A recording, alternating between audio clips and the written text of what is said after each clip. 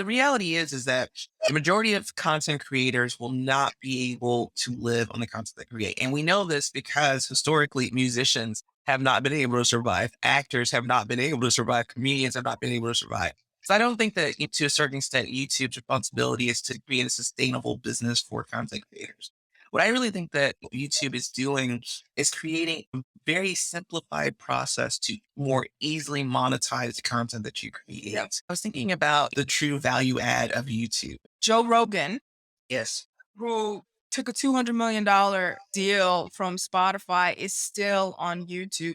Everybody's still on YouTube as a way to host their content and share it with the world. That's essentially what YouTube is. YouTube just basically says, I'm giving you a platform for you to be whatever you want. Issa Rae, I'm going to put out free content and hopefully I get a deal from HBO. And in that way, they get to be very valuable and only invest in the technology that users like you and I would want to use in order to fulfill our own promises. Why this business model is so sustainable? COVID provides such a great example, right?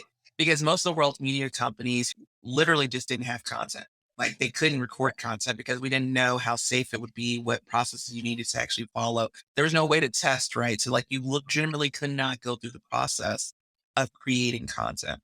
But every YouTube creator could still create something in their backyard. You can Right. still, record a song. If Google is to be the text search engine of the world, then their aim is for YouTube to be the video search engine of the world. And I think that they are doing a pretty damn good job of paving the way for that, just how much content is uploaded every day. I think one of the best ways that you can define YouTube is that it's a launch pad. If you think about all of the things you're talking about discovering, creating a podcast, and you immediately you say, even though it's on Spotify or Apple, that's not the best discovery tool. For some reason, you feel like you still need to go to YouTube. It's the quickest way. If you wanted to create content or any kind of content, you're immediately always going to go to YouTube because it's the quickest way to launch an idea. You have someone like Issa Rae, who is in LA, wants to work in Hollywood. Sure, she wants to have a show on HBO, goes through YouTube first to launch that. YouTube is the MVP of that career. You take Squid Games, Netflix creates Squid Games, and Mr. Beast wants to create a viral hit or game show out of it. He doesn't go to Netflix, he goes to YouTube because he just has that much agency. It's a launching pad for a lot of people. There are a lot of people that are going to launch their careers on YouTube even if it's only in the hopes of getting a bigger paycheck by one of the media conglomerates. And I think that if YouTube stays in that lane and views itself as that and creates the tools that make it easy on both sides to create and discover, they won't need to play into this content or streaming game. The economics on that side are just not as good as what they have here.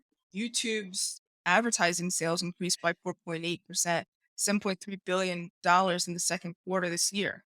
Forget about the rate of increase, just is $7.3 billion per quarter business. That's huge. YouTube will own the space of being a video search engine platform that allows people to create content easily and share it with the world, getting more tools for creators, developing greater algorithms for discoverability, and they will make money in advertising in that way. Not only will it be the number one service for video content creators, I think that it will continually make it more expensive for IP holders to encourage users to become part of their services versus being a part of YouTube. And say that because of the Joe Rogan case. A lot of people were very shocked at Joe Rogan's contract with Spotify. The reason the contract was so large, the nine-figure amount, was because of how much money he made from YouTube. Mm. I'm sure Joe Rogan was at the very top tier of content creators on YouTube and how much money he received. But he was making so much passive money from the videos that he had on YouTube that Spotify had to offer him a contract that would compensate him for the amount of money he was losing from YouTube.